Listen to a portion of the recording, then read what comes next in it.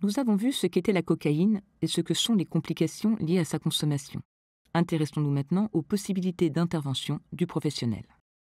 Le professionnel doit adopter une posture de bienveillance. Il est aussi utile de rappeler le cadre confidentiel de la discussion, l'absence de jugement et le respect du souhait du patient. Pour le repérage, le médecin généraliste joue un rôle important en tant qu'acteur de premier recours. La question sur la cocaïne peut alors venir juste après la question « Fumez-vous ?» Si la réponse est oui, vous pouvez aborder le cannabis et la cocaïne. Mais alors, quelles questions poser? Voici quelques exemples. Est-ce que vous consommez de la cocaïne? Si oui, sous quelle forme? De quelle manière? Quelle voie? Depuis quand? À quelle fréquence? Cette consommation a-t-elle provoqué des problèmes pour vous ou votre entourage?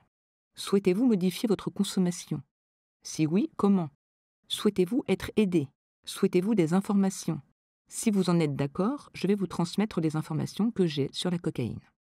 Les mêmes questions peuvent être posées à l'hôpital après la prise en charge d'une urgence ou en XAPA et CJC lors de consultations alcool, tabac, cannabis, etc. Une fois la discussion sur la consommation engagée, vous pouvez proposer des examens pour mesurer les éventuelles complications vues dans la vidéo précédente.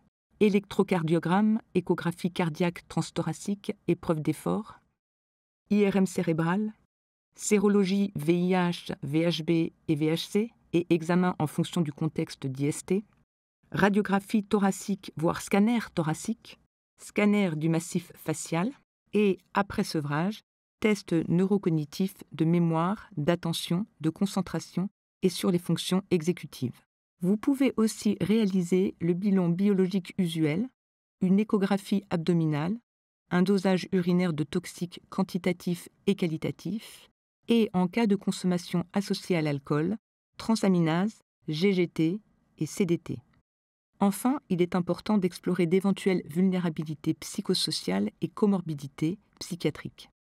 Les examens présentés ici ne sont pas exhaustifs et nous vous invitons à consulter les documents pour aller plus loin, pour en avoir la liste et le détail.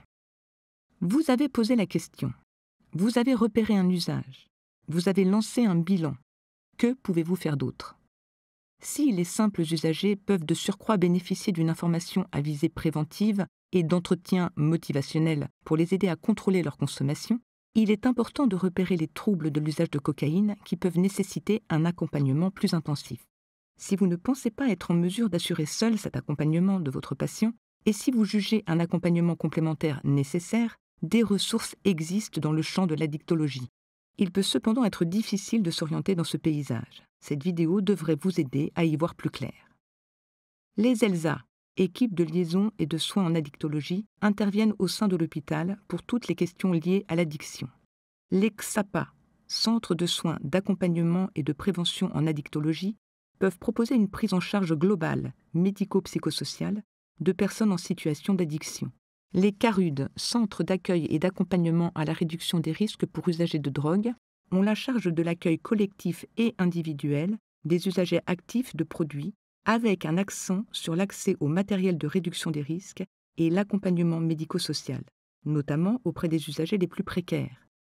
Certains d'entre eux ont des équipes mobiles se déplaçant sur les lieux de vie des usagers.